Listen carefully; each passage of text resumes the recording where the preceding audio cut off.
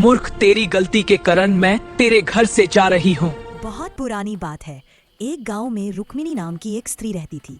उसका घर पहले खुशियों से भरा था। सुबह सुबह तुलसी की पूजा, आंगन में झाड़ू की ध्वनि और रसोई से आती घी की खुशबू। लोग कहते थे रुक्मिणी के घर तो माँ लक्ष्मी का स्थायी वास है। लेकिन वक्त के साथ उसकी आदतें बदलने लगी।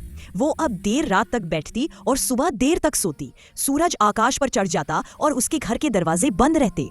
तुलसी सूखने लगी, आंगन में धूल जमने लगी। एक दिन गांव की बुजुर्ग औरत ने कहा, बेटी, सूर्योदय से पहले उठना लक्ष्मी का आह्वान है। जो स्त्री देर तक सोती है वह अपने हाथों से बरकत को बाहर निकालती है। लेकिन रुक्मिणी हंस दी। थोड़ा आराम कर लेने से क्या लक्ष्मी नाराज हो जाएंगी? धीरे धीरे घर की स्थिति बदलने लगी।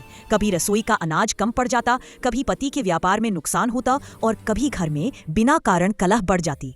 एक सुबह जब रुक्मिणी ने आंखें खोली तो देखा घर के आंगन का दीपक बुझ चुका था। तुलसी मुरझा गई थी और वातावरण में अजीब सन्नाटा था। उसी क्षण एक तेज हवा चली, दीवारों पर लगी तस्वीरें हिलने लगी और एक गंभीर स्वर गूंजा, जहां आलस्य है वहां लक्ष्मी नहीं। जो स्त्री सूर्योदय के बाद भी शयन करती है वह अपने घर की बरकत को स्वयं दरवाजे से बाहर करती है। रुक्मिणी घबरा कर उठी। वो तुलसी के पास भागी, दीपक जलाया और रोते हुए बोली, हे माँ लक्ष्मी, मुझे क्षमा कर दो। अब मैं सूर्योदय से पहले उठूंगी, अपने घर को पवित्र रखूंगी।